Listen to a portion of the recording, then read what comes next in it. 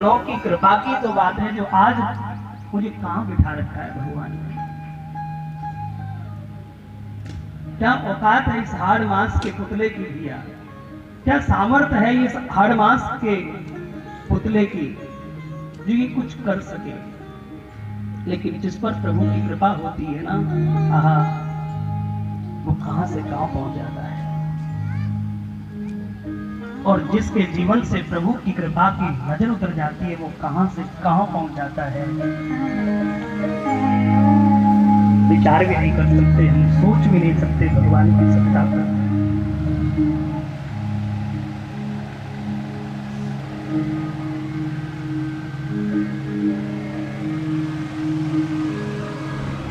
भगवान श्री सुखदेव जी कहते, राजन, भगवान का परिवार करोड़ों में पहुंच गया लेकिन एकदम शांति है। ठाकुर जी के परिवार में एकदम चकाचक शांति। प्रेम से बोले एक बार श्री राधे। क्यों, ऐसे कैसे संभव हो सकता है? करोड़ों का परिवार हो और फिर घर में शांति रहे, ये सब कैसे संभव है? हमारे घर में 5 लोग होते, दिन में कम से कम 5 बार खटपट खटपट कर लेते हैं, कम से कम 5 बार तो हो ही जाता है मामला। लेकिन जहां करोड़ों की संख्या हो तो विचार करो कितनी बार हुआ करता होगा। लेकिन ऐसा नहीं है। भगवान का जो परिवार है वो करोड़ों में है पर एकदम चकाचक शांति। क्यों? क्योंकि ठाकुर जी का स्वभाव है सबको सत्संग से जोड़ा हुआ, सबको सेवा से जोड़ा रखा, सब लोगों को सेवा से जुड़ा हुआ है। किसी को संत सेवा से, किसी को ब्राह्मण सेवा से, किसी को गौ सेवा से, तो किसी को बुजुर्ग अतिथि निसायों की सेवा से। सब लोगों को भगवान ने सेवा में लगा रखा है। तो ये बात नितांत है, ये बात सत्य है। जो सेवा से जुड़ गया, जो सेवक बन गया, उसके जीवन में कभी कलह नाम की कोई चीज नहीं आ सकती। जो सेवा में लग गया, सेवक वो जो करे सेवकाई, जो सेवकाई करता है। आप धर्म संस्कृति पेज पर ये लाइव तस्वीरें देख रहे हैं। करनाल के सेक्टर 7 से गंगा मुरिया एनक्लेव की आपको तस्वीरें दिखाई जा रही है, जहां पर श्रीमद् भागवत कथा का आज 7वां दिन चल रहा है। कृपया तस्वीरों को ज़्यादा से ज़्यादा संख्या में लाइक, शेयर व फॉलो करें। घर के द्वार पर कोई आए या घर के द्वार से बाहर कोई हो, सबकी सेवा। ठाकुर जी सबको सेवा में जोड़े हुए हैं महाराज, सब सेवा से लगे। आहा, और उस सेवा का फल एकदम शांति। इस शांति को भंग करने के लिए देवर्षि नारद जी ने भी संकल्प धारण कर लिया कि मैं देखूंगा ये शांति कब तक रहे। और देवर्षि नारद जी पहुंच गए। नारायण नारायण नारायण। आहा, जैसे देवर्षि नारद जी पधारे तो भगवान रुक्मणी जी के कक्ष में सैर कर रहे हैं और रुक्मणी जी चरण दबा रही हैं। ठाकुर जी बोले, रुक्मणी, देवर्षि नारद जी आए। ओहो, रुक्मणी जी दौड़ करके परात में जल लेकर के आई, नारद जी के चरणों का प्रक्षालन किया, चरण धोए, आचमन किया। नारद जी बैठे, सुंदर मंत्रणा हुई, सुंदर सत्संग हुआ। और सत्संग के बाद भगवान ने विचार किया कि अब चलो, बढ़िया मौका मिला है। और धीरे से जामवती के कक्ष में पहुंच गए, जामवती को भड़काने के लिए कि 16,108 पत्नियां हैं भगवान को, 16,108 रानियां हैं भगवान के। तो इसका मतलब यही हुआ कि ठाकुर जी हमेशा रुक्मणी जी के कक्ष में ही है, चलो थोड़ा सा कर आता हूँ।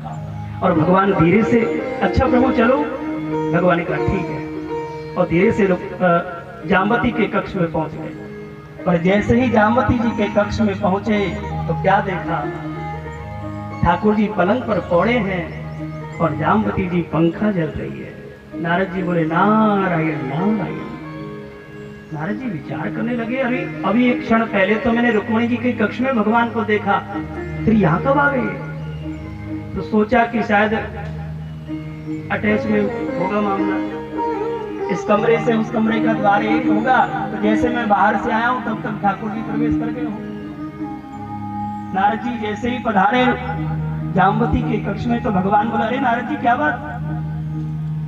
बोले बस प्रभु मन किया थोड़ा दर्शन और कर लूं आपका, तो आ गया। अच्छा आओ बैठो।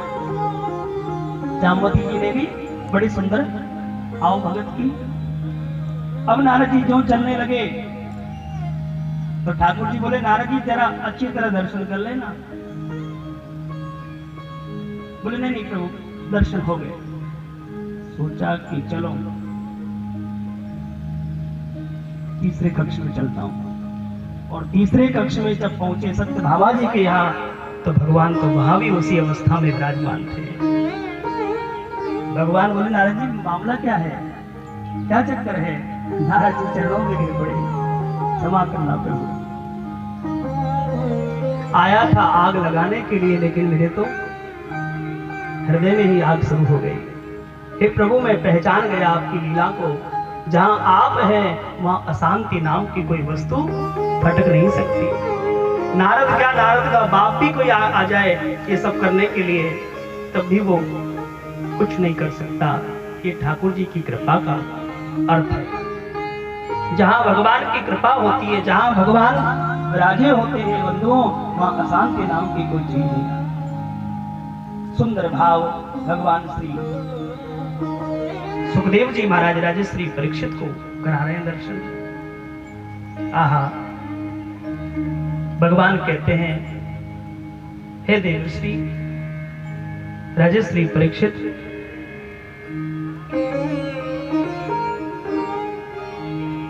भगवान का प्रथम विवाह तो रुक्मिणी जी के साथ हो गया था, दूसरा विवाह एक भालू की बेटी है जामवती, उसके साथ हुआ। तो परीक्षित ने पूछा कि भालू की बेटी के साथ भगवान का विवाह कैसे हो सकता है? भालू तो जानवर है, ठाकुर जी मानव है, तो फिर ये जानवर और मानव का ये पाणी ग्रहण कैसे संभव है? तब भगवान ने कहा, ठाकुर जी की बड़ी विचित्र लीला है। तभी तो कहते हैं कृष्ण चरित्र महाविचित्र और राम चरित्र परम पवित्र। ठाकुर जी का चरित्र एकदम विचित्र है। ये विचित्र चरित्र हर किसी के समझ में नहीं आ सकता। विचित्र चरित्र उसी के समझ में आ सकता है जिसका चरित्र पवित्र हो। इसलिए तो परीक्षित को भगवान सुखदेव जी ने कृष्ण चरित्र से पहले राम चरित्र सुनाया, कि जिससे बाद में कोई संशय ना हो। सुखदेव जी कहते हैं, राजन ईश्वर का स्वभाव है, जानवर हो या मनुष्य हो, जो ठाकुर जी का चिंतन करता है, जो ठाकुर जी का भजन करता है, भगवान उसी को स्वीकार कर लेते हैं। ऐसा नहीं कि मनुष्यों को ही भगवान अपना बनाते हो। पशु जीवन में भी यदि किसी ने भगवान का चिंतन किया है तो ठाकुर जी उसका भी कल्याण करते हैं, उसको भी अपना बना लेते हैं। ये श्री जामवंत जी महाराज रामावतार के संत हैं। सुना होगा आपने सुंदर कांड में, कहीं भी छुपत सुन हनुमाना, काचु प्रसाद रहे बलवाना। जिस समय लंका में जाने के लिए जानकी जी की खोज में सारे वानर सेना बैठे, और जब सारी वानर सेना अलग अलग दिशा की ओर चलने के लिए तैयार होती है, तो दक्षिण दिशा की जब बात आई तो कोई स्वीकार नहीं करता दक्षिण दिशा की ओर जाने के लिए। तो वही बैठे थे पराक्रमी श्री हनुमंत लाल हनुमान जी महाराज। तो समस्त वानर सेनाओं ने इशारा किया श्री जामवंत जी को, कहा कि इनको तो बताओ। जामवंत जी ने श्री हनुमंत लाल जी को देखा और कहा, क्या बात है हनुमंत लाल, क्यों चुप बैठे हो हनुमान जी? अरे आप वीर नहीं महावीर हो।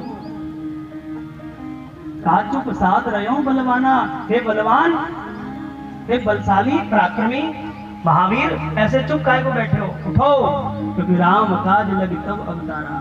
तुम्हारा अवतार तो प्रभु श्री राम के कार्य के लिए हुआ है, ऐसे क्यों बैठे हो?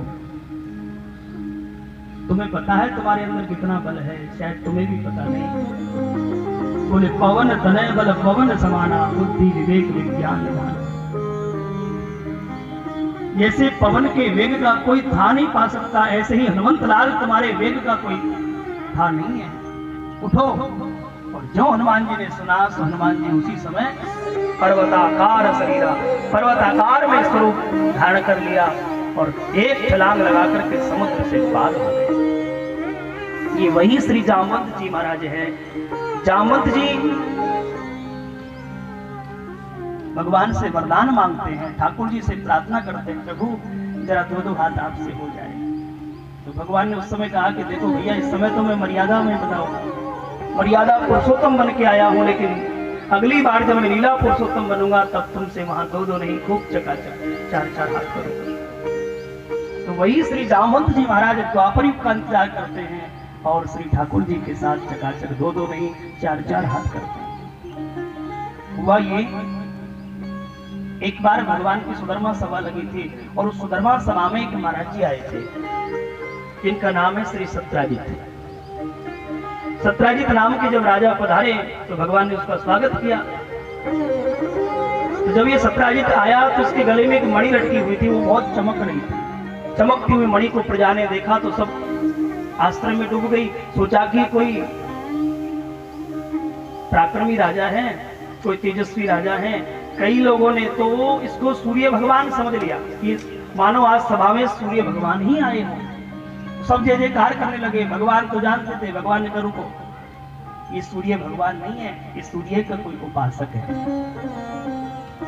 सत्राजित को बिठाया, आसन दिया और प्रजा का भ्रम दूर करने के लिए भगवान ने जानते हुए भी अनजान बन करके पूछ लिया कि महाराज जी, आपके गले में जो मणि लटक रही है, ये मणि इतनी चमक क्यों रही है, इसका क्या प्रताप है, थोड़ा बताएंगे।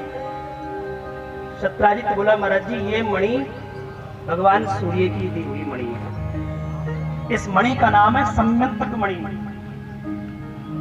इस मणि की मैं 10 घंटे प्रतिदिन सेवा करता हूँ और जब 10 घंटे सेवा करके उठता हूँ तो मुझे ये बदले में 8 भार सोना देती है। प्रेम से और श्रीराज कितना सोना देती है? 8 भार, यानी 2 क्विंटल सोना ये मुझे रोज देती है। भगवान ने सुना, भगवान बोले वाह भैया वाह, फिर तो तुम्हारे पास सोना ही सोना हो गया होगा। बोले और क्या, अच्छी बात है, कमरे बड़े बड़े महाराज, बहुत अच्छी बात है, भगवान आपके कमरे ऐसे भरे रहे। पर देखो महाराज, मेरा एक निवेदन है आपसे, ध्यान दीजिए। ठाकुर जी की जो सभा लगी है, इस सभा का नाम है सुधर्मा सभा। और ये सुधर्मा सभा में एक ही उपदेश दिया जाता है, धर्मोपदेश। धर्म की रक्षा कैसे हो, धर्म की सुरक्षा कैसे हो, ये सभा चल रही थी। और भगवान ने उसी समय सत्राजित को देखा तो बोलने का विषय मिल गया। बस भगवान ने उसी सत्राजित को माध्यम बनाया और पूरी प्रजा को अपना उपदेश पहुंचाने लगे, उपदेश देने लगे कि हमारे जीवन में संपत्ति आती है, हमारे जीवन में धन आता है, ये प्रभु की कृपा है, ये ईश्वर की कृपा है। लेकिन उस संपत्ति का, उस धन का यदि हम सदुपयोग कर लेते हैं तो ये कृपा नहीं, ठाकुर जी की बहुत बड़ी कृपा हो जाती है। हमारे जीवन में जो भी आया है ये ठाकुर जी का प्रसाद है, ये ठाकुर जी की कृपा रूपी प्रसाद है। और इस कृपा रूपी प्रसाद का हमेशा सत्कार करना चाहिए, स्वागत करना चाहिए और स्वागत के साथ साथ इसका सदुपयोग भी करना चाहिए। हमारे पास जो भी है, अन्न धन वस्त्र भूषण जो भी है, इसका 10वां हिस्सा दान में खर्च करना चाहिए। प्रेम से बोलो श्री राधे। चाहे वो तन हो, चाहे वो मन हो, चाहे वो धन हो। हमारा शरीर बहुत स्वस्थ है, बहुत अच्छा है, तो ऐसा नहीं कि अपने परिवार के ही पालन में सारा जीवन खर्च कर देंगे। ऐसा नहीं है कि गधे की तरह अपने परिवार का बोझ ढोते ढोते समाप्त हो जाओ। यदि हमें स्वस्थ शरीर दिया है भगवान ने, तो इस स्वस्थ शरीर को किसी सेवा में लगाओ। आजकल कितनी सेवाओं के प्रकल्प चले हैं, कहीं गौ सेवा है, कहीं संत सेवा है, कहीं मंदिर देवालय, अनाथालय, वृद्धालय। कितने लोग जाकर के मंदिर में झाड़ू लगाते हैं, कितने लोग जाकर के मंदिर में सफाई करते हैं, कितने लोग जाकर के मंदिर की मूर्तियों की पोशाक धोते हैं। कोई नहीं धोता, एकदम शरीर स्वस्थ है, एकदम चकाचक है, लेकिन कोई मंदिर नहीं जाता, कोई गौशाला नहीं जाता, कोई देवालय, कोई गुरु आश्रम नहीं जाता जहां जाकर के सेवा की हो। रोज कथा सुनते हैं, रोज सत्संग सुनते हैं, रोज गुरु चरणों में जाते हैं, लेकिन क्या सीखा हमने? कुछ नहीं। आज तक सेवा नहीं की, बस सेवा कराने में आगे रहे। संकल्प ये रहा कि कोई हमारी सेवा करे, संकल्प ये रहा कि कोई हमारी सेवा करे। नहीं बंधु, जो आनंद सेवा करने में है वो सेवा कराने में नहीं। और ये बात वही जानता है जो सेवा करता हो। सेवा करके तो देखो, आनंद आ जाएगा। सेवा करके तो देखो। और सेवा तो वही कर सकते हैं जो सेवक बन चुके हैं, जो सेवक है। अब कहने को तो सभी कहते हैं मैं सेवक तुम स्वामी, हाँ सब लोग आते हैं, लेकिन सेवा कोई कोई करते हैं। प्रयास करो, एक गिलास पानी भी हमें पीना हो तो अपने हाथों से उठकर अपने हाथों से पिए। आशा मत करो कि ये गिलास का पानी हमें कोई पिलाए। और हम लोग यही प्रतीक्षा में, यही प्रतिज्ञा में डूबे रहते हैं कि कोई हमारी सेवा करे। मैं निशायों की बात नहीं कर रहा हूं, जो रोगी है, जो रोगों से ग्रसित है, जो वृद्ध है, जो सेवा करने योग्य नहीं, सेवा कराने योग्य है, मैं उनकी बात नहीं कर रहा हूं। ये जो स्वस्थ हैं एकदम, उन लोगों के लिए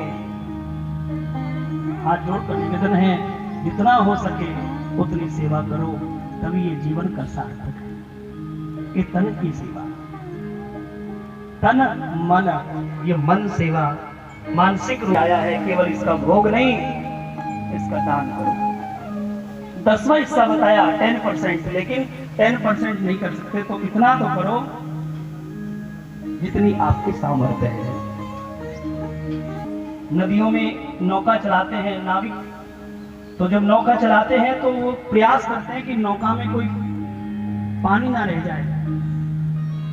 और गलती से यदि नाव में पानी आ भी गया तो वो क्या करते हैं, केवल उसको उलिच उलिच करके बाहर करते हैं, क्योंकि तो जैसे ही नौका में पानी आया तो नौका दब जाएगी, डूब जाएगी। उस पानी को बाहर निकालने का प्रयास करते हैं। ठीक ऐसे ही जैसे नाविक केवट अपनी नौका में पानी नहीं भरने देता, ठीक ऐसे ही हमारे जीवन में भी यदि अपनी सुंदर नौका को निरंतर चलाना है, डुबोने नहीं देना है, तो जीवन में जो भी आए उसको सेवा में खर्च करते चलो, सेवा में खर्च करते चलो। सोना प्रतिदिन आता है, 2 क्विंटल सोना तुम्हें रोज मिलता है, थोड़ा बहुत सेवा में भी खर्च किया करो, कल्याण हो जाएगा। और जब बार बार प्रभु ने ये कहा तो सत्राजित मन में विचार करने लगा, ये छलिया है, ये छल रहा है, ये मुझे चुपड़ रहा है। बुरा मत मानना, कई बार अच्छा उपदेश भी उल्टा पड़ जाता है। किसी को कोई अच्छी बात बताओ तो वो समझता है कि ये अच्छी बात इसलिए बता रहा है कि इसलिए इसका कोई भला हो। उपदेश भी कई बार उल्टा पड़ जाता है साहब। और यही हुआ, सत्राजित समझ गए कि ये छलिया है, ये कपटी कृष्ण मुझे छलना चाहता है, ये मुझे दीप चुपड़ रहा है। उठ करके सत्राजित अपने महलों में चला गया और महलों में जाकर किसने वो मणि उतारी, खूंटी से टांग दिया। वो बड़ा प्रसन्न हुआ, देखो कृष्ण कैसे चुपड़ रहे थे मुझे, पूरा छलने का प्रयास कर रहे थे, लेकिन मैंने तो सुई की नोक के बराबर भी खर्च नहीं किया और आकर तान दुपट्टा मारकर सो गया। हुआ यही, इसका एक भाई है जिसका नाम है प्रसेन, वो धीरे से आया और मणि को उठा करके गले में धारण किया और वहां से भाग गया। भाई की मणि को चुरा करके प्रसेन दूसरे नगर की ओर जाने लगा तो सामने किसी सिंह ने देख लिया। घोड़े पर सवार हुए प्रसेन को देखा, मारा झपट्टा और घोड़े के साथ प्रसेन का भी गोविंदा नमो नमः। सीधी सी बात है, किसी दूसरे की संपत्ति पर अपना अधिकार जमाने का प्रयास करोगे तो पतन निश्चित है। चाहे वो भाई की संपत्ति हो, चाहे वो पड़ोसी की संपत्ति हो, चाहे वो किसी और की संपत्ति पर अपना अधिकार जमाने का प्रयास, वो मार करके ये सिंह मणि को मुख में दबाता है। और जब भागने लगा तो कहते प्रसन्न की वस्तु मणि सिंह ने चुराई, तो सिंह कैसे बच सकता है। सामने आ रहा था एक भालू, मारा झपट्टा और सिंह के साथ उस मणि को आराम से प्रेम से उसकी मणि को चुरा करके, और श्री ये भालू जो है वो अपनी गुफा में घुस गया।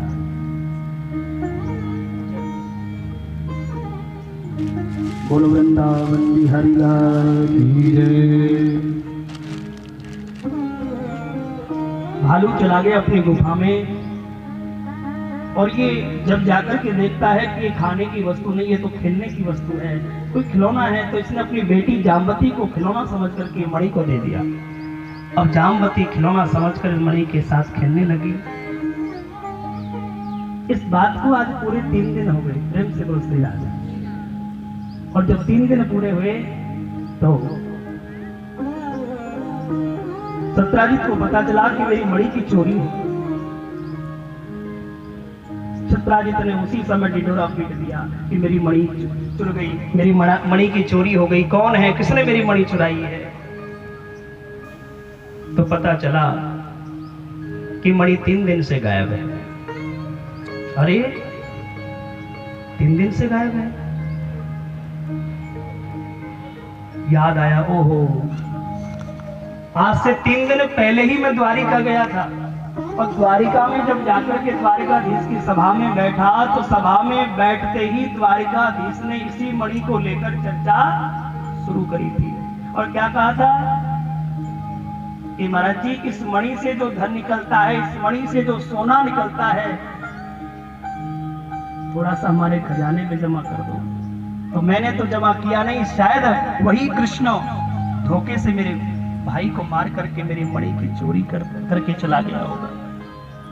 उसी कृष्ण ने मेरे भाई को मारा है, उसी कृष्ण ने मेरी मणि की चोरी की। अरे वो तो बड़ा चोर है, हत्यारा है, जिसको भगवान मान करके लोग पूज रहे हैं, वो तो बड़ा आतताई है।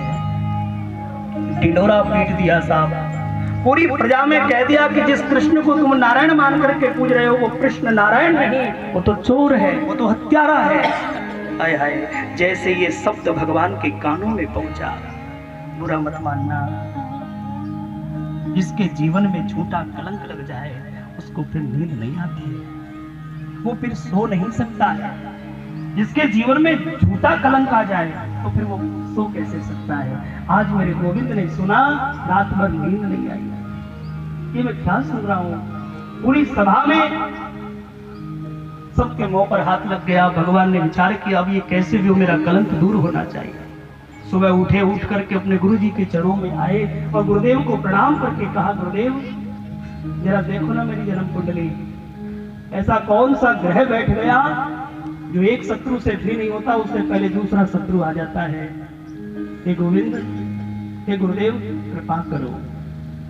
गुरुदेव ने जन्म कुंडली खोली और मुस्कुराने लगे। वाह प्यारे वाह, पूरी दुनिया की कुंडली आप प्यार कर रहे हैं और अपनी कुंडली मुझे दिखा रहे। अहो भाग्य है, मेरा सौभाग्य है कि परमात्मा की कुंडली देखने का अवसर मुझे मिल रहा है। पूरी दुनिया की अस्त्ररेखा जिसके हाथ में है, आज वो अपनी अस्त्ररेखा दिखवा रहे हैं। गर्गाचार्य जी गदगद हो गए और गर्गाचार्य जी बोले कि महाराज जी एक अपराध बना है आपको। क्या? बोले आपने भादों की चौथ का चांद देख लिया। और कहते हैं जो भादों की चौथ का चांद देख लेता है वो कलंकित जरूर होता है। इसलिए भादों की चौथ के चांद से हमेशा बच जाना। भूल से भी यदि हमने ये अपराध कर दिया तो जरूर हमारे जी चतुर्थी आती है ना, गणेश चतुर्थी के दिन वाला चंद्रमा कभी नहीं देखना चाहिए। हम लोग भी नहीं देखना चाहते, पर होता क्या है, बाहर भीतर होते होते दिख ही जाता है। तो एक बात कहूं, पाप तो पाप है, जानकर करो अथवा अनजाने में करो,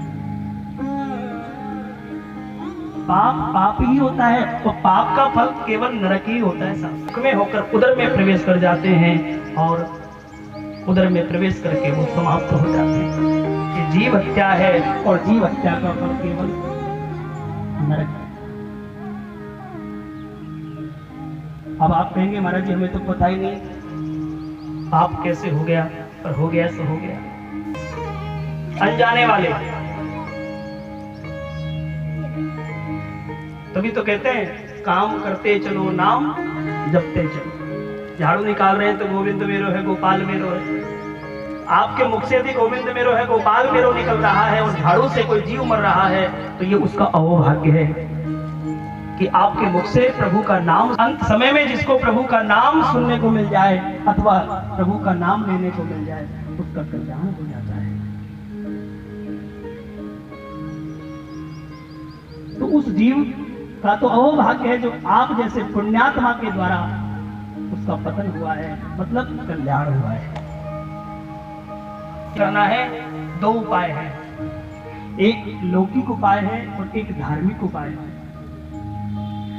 जो लौकिक उपाय है वो एकदम फ्री फोकट का है, जिसमें कोई पैसा नहीं लगता, और जो धार्मिक उपाय है उसमें थोड़ा सा खर्चा है। तो मैं आपसे निवेदन करूंगा, पूछना चाहूंगा, आपको कौन सा उपाय चाहिए,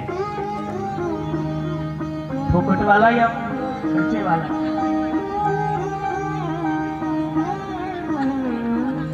है दोनों ही बता दूं? बताऊंगा, प्रेम से बोल श्री राधे। पर ये नहीं कह रहे कि खर्चे वाला बता दो। देखो कोई बात नहीं, मैं तो बता दूंगा, हमारा काम तो बताना है, करना आपका काम, पर फोकट के चक्कर में ज्यादा पड़ना नहीं चाहिए। हाँ, फोकट की कमाई, फोकट से पाई हुई वस्तु, ये क्षमा करना भाई बहन, ज्यादा कोई खर्चा नहीं है, घबराओ मत। इतना सा खर्चा है, जब आप चंद्रमा जी को देख लें तो कोई बात नहीं, प्रणाम करो, ठाकुर जी का स्मरण करो और 5 बार ओम नमो भगवते वासुदेव मंत्र का जाप करते हुए सो जाओ। सुबह उठो, फिर वही ओम नमो भगवते वासुदेवाय मंत्र का जाप करें और अपना नित्य कर्म के साथ ठाकुर जी की वंदना करते हुए किसी ब्राह्मण देवता के चरणों का आशीर्वाद लें, उनको घर बुलाएं और ये छोटी सी कथा है सम्यंतक मणि की, 5 मिनट की कथा, इस कथा को सुने, पंडित जी को भोजन कराएं और साथ में चकाचक दक्षिणा दें। हो गया काम। इतना सा खर्चा है, ब्राह्मण देवता को घर में बुलाकर भोजन कराकर चकाचक दक्षिणा देना। इतने से उपाय से आप उस कलंक से बच जाओ। सही है ना? तो जैसे जामवती रोई है, जामवंत जी के नेत्र खुल गए। कौन है, किसने मेरी बेटी को रुलाया? और जामवंत जी ने देखा तो सामने ठाकुर जी खड़े हैं। जामवंत जी ने मारा झपट्टा और भगवान के हाथ से मणि को छीन लिया और कहा, कौन हो तुम? मेरे घर आकर के मेरी बेटी को रुलाना, तुम्हारी ये सामर्थ्य? चले जाओ यहाँ से। भगवान हाथ जोड़कर बोले, बाबा मैंने आपकी बेटिया को रुलाया नहीं है, पर बेटी के हाथ में जो ये वस्तु है ये कोई साधारण खिलौना नहीं है, इसको खिलौना ना समझना।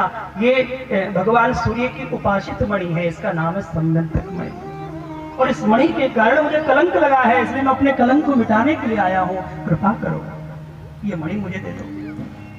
जामवंत जी ने कहा, सरकार क्षमा करना, ये जो भी चीज है, जो भी वस्तु है, देखो हमने युद्ध में जीती है, अब यदि ये वस्तु तुम्हें चाहिए तो हमसे युद्ध करो। आप जीते तो मणि आपकी और हम जीते तो मणि हमारी। ठाकुर जी थोड़ा आनाकानी करने लगे तो द्वारिकावासी बोले, सरकार काय को ये कर रहे हो, दिखाओ ना पूतना वाले हाथ। ठाकुर जी बोले, जो आज्ञा। लीला तो सब भगवान की थी, तो भगवान ने खूब बढ़िया चकाचक जामवंत जी के साथ 4-4 हाथ किए, नस नस ढीली कर दी जामवंत जी की, और जब जामवंत जी की इच्छा की पूर्ति हुई तब चरणों में गिर पड़े और कहा, बस मेरे राम, बस हो गई मेरी इच्छा की पूर्ति, मिट गई मेरी भुजा की खुजली। मानो आज श्री ठाकुर जी ने अपनी इच्छा से नहीं, जामवंत जी की इच्छा से जामवंत जी के साथ युद्ध किया है और उनकी इच्छा की पूर्ति की है। त्रेता युग में यही इच्छा थी कि राम मुझसे 2-2 हाथ करें, जामवंत जी प्रणाम करके बोले सरकार मुझे क्षमा कर देना। भगवान का जाओ क्षमा किया। मुझे विश्वास नहीं होता आपने मुझे क्षमा कर दिया तो कैसे विश्वास होगा। बोले मेरी बेटी है जामवती, आप इसको स्वीकार करें।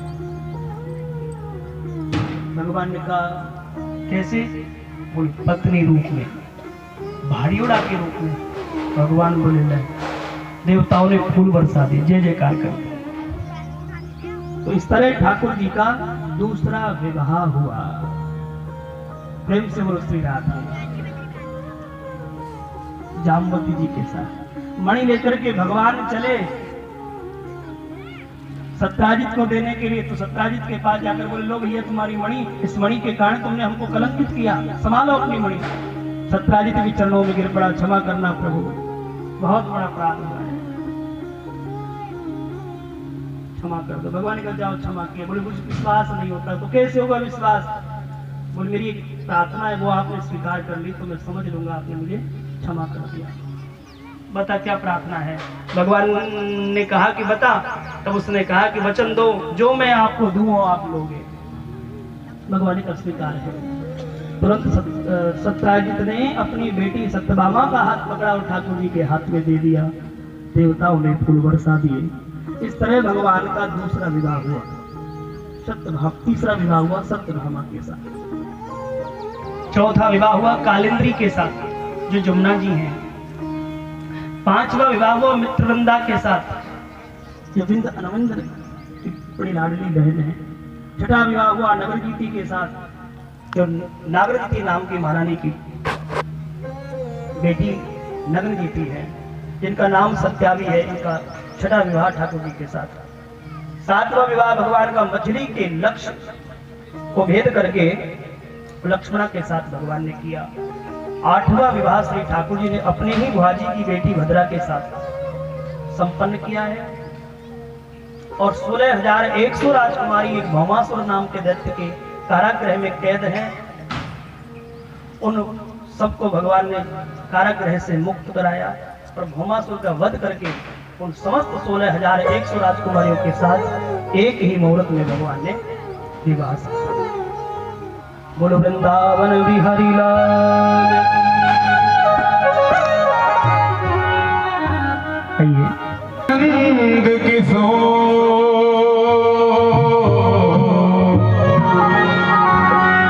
बस गयो नंद किशोर।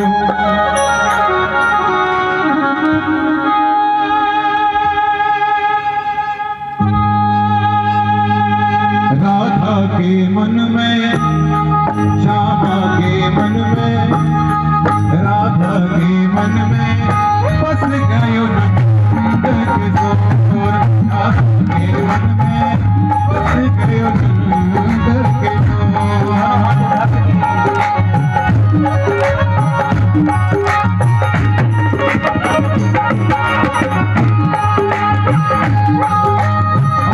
बस गयो नंद किशोर,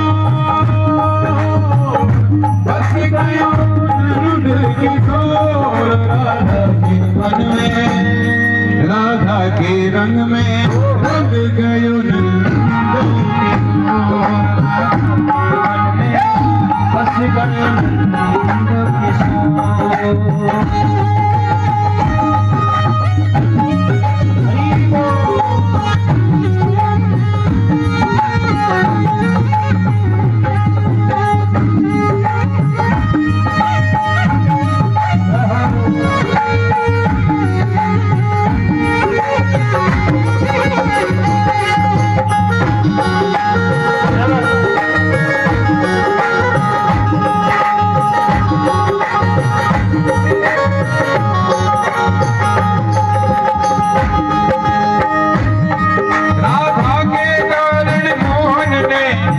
में धूम मचाई, राधा के कारण मोहन ने ब्रज में धूम मचाई।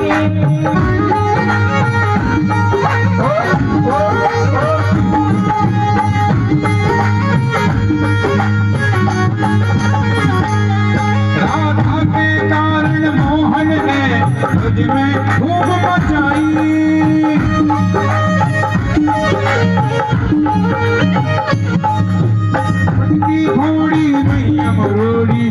गागर चटकाई, और गागर चटकाई, अरे और गागर चटकाई, और गागर चटकाई, और गागर चटकाई। माखन चोरी करके लाना, माखन चोरी करके लाला बन गए माखन चोर। राधा के मन में गए नंद चोर, राधा के मन में फंस गए नंद के चोर, फंस गए नंद के चोर, फंस गए नंद के चोर। रामा के मन में, रामा के मन में फंस गए नंद के चोर, राधा के फंस गए नंद के चोर।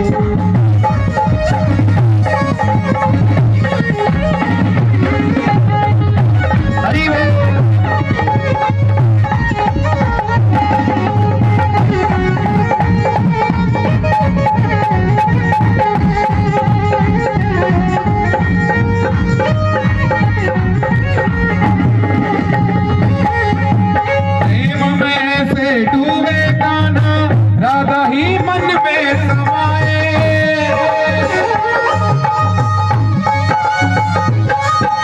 प्रेम में से डूबे कान्हा राधा मन में समाए।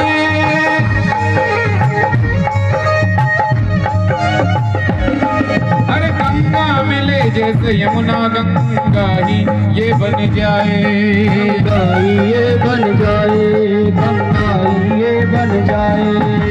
राधा के नैनों की चितवन, राधा के नैनों की चितवन देखे ये किसको, राधा के मन में बस गए